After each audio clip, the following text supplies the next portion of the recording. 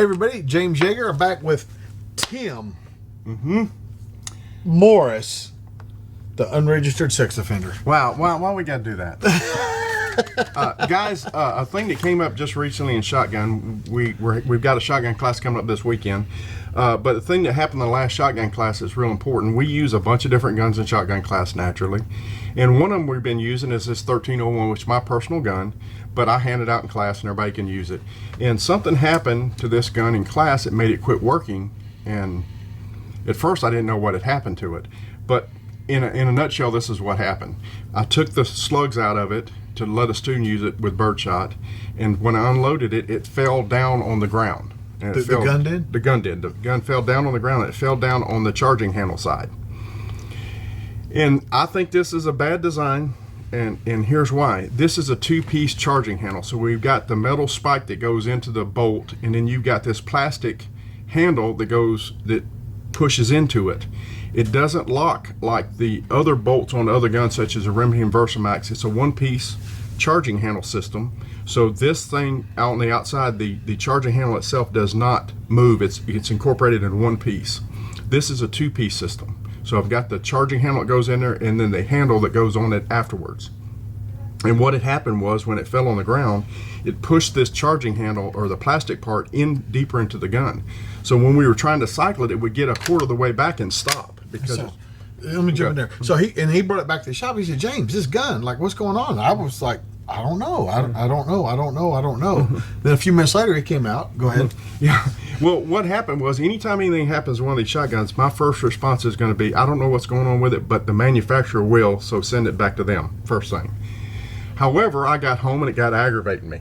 You know, I'm sitting around going, what the hell? Like it does all of us. Yes.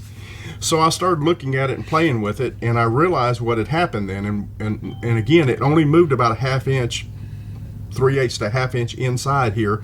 But what happens is, you've got room here in the bolt area, but when it gets down to this narrow area where the track it runs in, when it got back to there, because this thing increases in size as it goes out towards the diameter, it stopped it right there and wouldn't let it move. The reason I've said my part is because he handed it to me, and I didn't really have any preconceived notion of anything. He said this gun quit working, and so I very carefully kind of went back and forth and didn't see anything wrong. So to my eye, and I'm not an expert at these guns, I didn't see anything, but that's maybe why he handed it to me, is because I don't know this gun as well as he does. Maybe he thought I would see something, but I'm just saying he didn't see it. I didn't see it. It was a little thing, but to a casual observer, like, it's just going to be like, what the fuck's wrong with my gun? Right. And it only moved a half an inch, so you couldn't look at it and go, well, that's in deeper. It just didn't dawn to me that's what it was.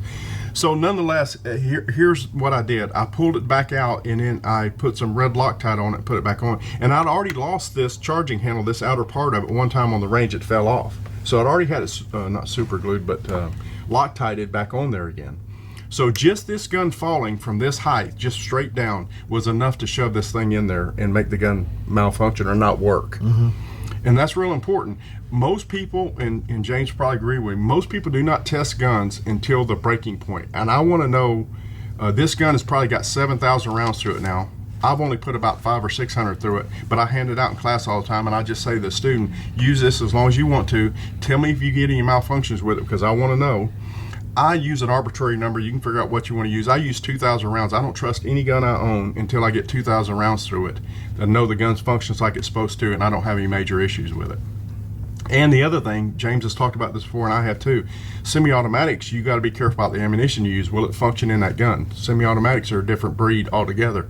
Pump gun, I can manually do it. Semi-automatics, if the round's not right for it, it won't cycle. Like to further his point, let's say you've been using, I'm just making this up, Winchester buckshot. Your gun runs great, and then you go to the store, they're out of it, and you get Remington buckshot, which is a great ammunition.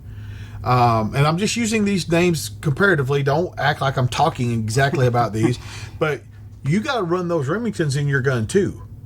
And the shotguns are the most finicky gun. Like they're more finicky than any pistol you own or whatever. And that Remington ammo might run wonderfully in another gun, but it might not run good in this gun. And again, I'm not talking about specifically Remington or Winchester ammo. I'm just saying that you can't just jam that stuff in there without testing it. Like, you got to know that round works in your gun. So in conclusion, what I would say about this, I would like, and believe me, Beretta listens to feedback, because they fixed the old problem with this gun, which you guys know about that, which was the bolt release. They fixed that problem. I would like feedback to get to them where they fix this, where it's just a one-piece thing. And they've done it in every other gun. Why did they come up with this two-piece thing? I don't know.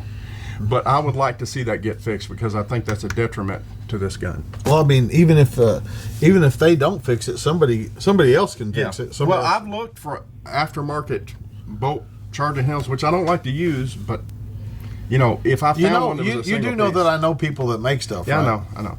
Yeah, I know.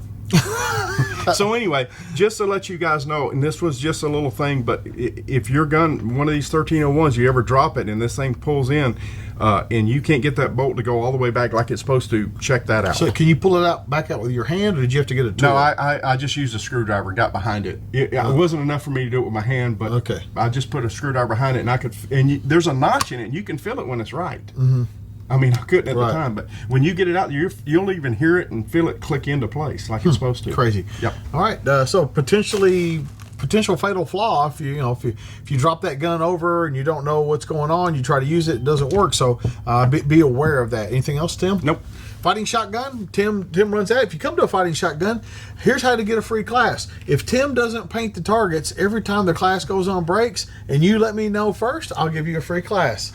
Right, Tim? Yes, sir. James Jager and Tim Morris with Tactical Response reminding you that your responsibility to be ready for the shotgun fight never ends.